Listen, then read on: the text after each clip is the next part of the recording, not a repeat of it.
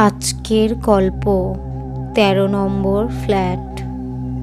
চোখ খুলতেই বুঝতে পারল অনির্বাণ সে একা নয়। রাত তখন ২:৩০। চারপাশ নিস্তব্ধ, কেবল ঘড়ির কাঁটার টিকটিক শব্দ শোনা যাচ্ছে। সে তার বিছানায় শুয়ে, কিন্তু অনুভব করছে যেন কারোর নিঃশ্বাস পড়েছে তার ঘাড়ের উপর। গত এক সপ্তাহ ধরে এমনটা হচ্ছে। সে যে ফ্ল্যাটে উঠেছে সেটা আগে এক বৃদ্ধা ভাড়াটিয়া ছিল, যিনি অনেক বছর ধরে একা থাকতেন।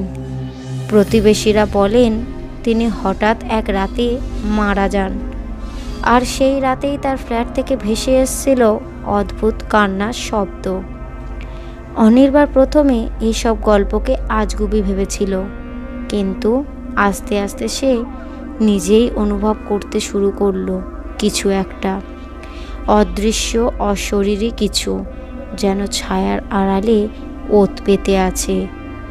প্রথম দিকে ছোটোখাটো শব্দ, দরজায় কড়া নাড়া, লাইট হঠাৎ জ্বলে ওঠা, এইসব সে মনের ভুল ভেবেছিল। কিন্তু এক রাতে হঠাৎ ঘুম ভেঙে দেখে দরজাটা খানিকটা খোলা, বাতাস ঢুকছে না, অথচ পর্দা হালকা নড়ে উঠছে। সে উঠে দরজা বন্ধ করতে গেলে হঠাৎ ঠান্ডা একটা হাত তার হাতের উপর চেপে ধরে।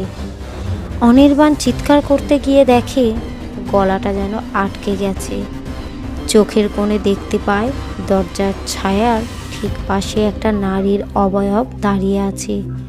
শুকনো গায়ের, সাদা শাড়ি পরা, আর চোখ দুটো যেন দুটো কালো গহ্বর।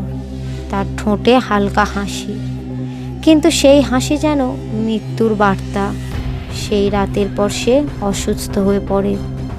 প্রতিদিন রাতে নিশির মতো সেই সাদা ছায়া এসে হাজির হয়। ঘরে জিনিসপত্র নড়ে ওঠে, দেওয়ালে আচমকা রক্তের ছাপ।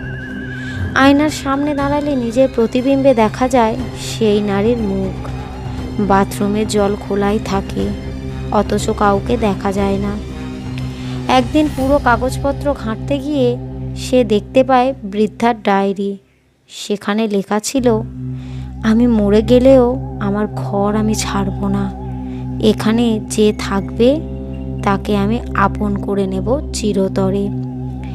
ডায়েরির শেষ পাতায় রক্তের লেখা একটি বাক্য ছিল, তুই এখন আমার, এই ঘর এখন তোর কফিন।